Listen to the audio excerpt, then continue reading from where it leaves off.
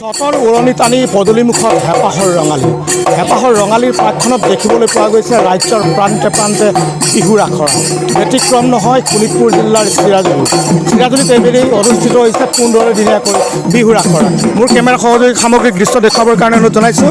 এয়া হৈছে পশ্চিম ঢেকিয়াজুলি ছাত্ৰ সন্থাৰ উদ্যোগত আয়োজিত 15 দিনীয়া বিহুৰ কৰ্মশালা। দেখিবলৈ পোৱা গৈছে চিৰাজুলি অঞ্চলৰ প্ৰায় 1.5 শতাধিক যুৱক যুৱতী আহি বিহুক শুদ্ধ ৰূপত প্ৰশিক্ষণ ল'বৰ কাৰণে তেখেতসকলে আগবাঢ়ি আহিছে আৰু দেখিবলৈ পোৱা গৈছে সততে এক বহাগৰ পৰিৱেশ পৰিলক্ষিত হৈছে চিৰাজুলিত। মোৰ সৈতে আয়োজকসকল আছে, আয়োজকসকলৰ সৈতে মই কথা পাতিব বিচাৰিম। কিমান দিনীয়াকৈ বিহুৰ কৰ্মশালা আয়োজন কৰিছে? হয়, পোনপ্ৰথমে আমি ND24 তৰফৰ পৰা সমূহ অসমবাসীক আগন্তুক ৰঙালী বিহুৰ শুভেচ্ছা জ্ঞাপন কৰিছোঁ। পশ্চিম ঢেকিয়াজুলি আঞ্চলিক ছাত্ৰ সন্থাৰ উদ্যোগত চিৰাজুলি শাখা ছাত্ৰ সন্থাৰ সহযোগত আৰু বৃহত্তৰ চিৰাজুলিবাসী ৰাইজৰ সহযোগত আমি 15 দিনীয়া সম্পূৰ্ণ বিনামূলীয়া বিহু নাচ আৰু ঢোল বাদনৰ কৰ্মশালা আমি আয়োজন কৰিছোঁ।